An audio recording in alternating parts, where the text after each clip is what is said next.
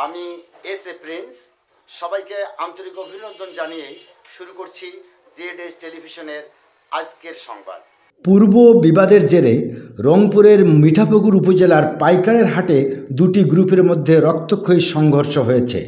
সংঘর্ষে উভয় পক্ষের কমপক্ষে ৩ জন গুরুতর আহত হয়ে মৃত্যুর সাথে পাঞ্জা লড়ছে হাসপাতালে। নূর আলম ও নূর হক গংয়ের সাথে আবদার ও আনিচা গংয়ের মধ্যে সৃষ্ট বিবাদমান কোন্দল একসময় রক্তক্ষয়ী সংঘর্ষের রূপ নেয়। এতে নূর আলম ও নূর হক আবদার আহত হয়ে হাসপাতালে ভর্তি হয়।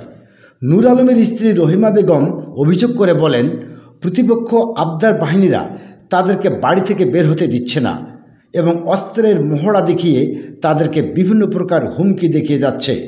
বাড়িঘর ভাঙচুর করেও তারা ক্ষান্ত হয়নি। কারা কারা আক্রমণ করতেছে সেটা বলেন। আবেদ, আবদার, এই আমি অনেক দিন থেকে তো আছি। বাড়িঘর ভাঙচুর করছে? হ্যাঁ, আমার বাড়িঘর সব কিছু ভাঙচুর করছে। মনে কর কয়জন আহত হয়েছে? আমরা, আমার মেয়ে 2টা, আমি আহত। মেডিকেলে ভর্তি হয়েছেন? হ্যাঁ, ওখানে স্যার এই তো দেখেন আমাদের এখানে এই যে ডান মার কাছে এই দেখেন এখানে এই যে। প্রতিপক্ষরা বলেন, কারা কারা মারছে এগুলা তোমাদেরকে? আমার নানা মারছে,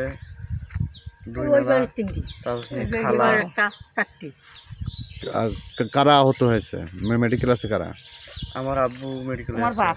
তো আব্বুর নাম কি? আবদার আলী। তোর মার নাম? Anisa.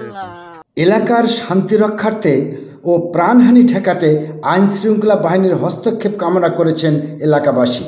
News desk, Z television.